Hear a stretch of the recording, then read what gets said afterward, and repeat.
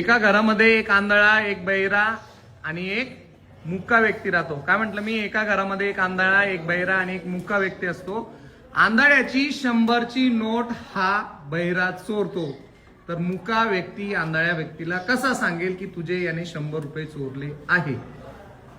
कसा सांगेल?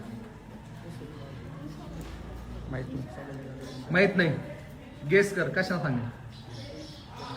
कसं सांगेल अनुष्का? नाही माहित. हा, वंदना कसं सांगेल? इशारा. त्याला दिसतं का? आंधळा आहे तो. हा, तू सांग पाहिजे कसं सांगेल? नाही माहित. सूरज सांगू शकतो. सूरज कलाकार व्यक्ती कसं सांगेल रे? हा, कसं सांगेल? पैशाचं मॅटर पूर्ण घुसायचं त्याच्यामध्ये. बघ मारा कुठे होईल आहे ना. कसं सांगेल? तू सांगते आता. मी 1 मिनिट आदिती. आंधळ्याला माहित नाही माझे पैसे चोरी गेले, पण यानं पाहिलं ना कोणी मुख्य व्यक्तीने की या बाहेरनं पैसे आणले त्याचे, आता कसे द्यायचे मग? काय काय वैष्णवी काय सांग? त्याला सांगता येत नाही, तो कसा सांगेल आंधळ्याला? आता सांगायचंय मग त्याला सांगायचं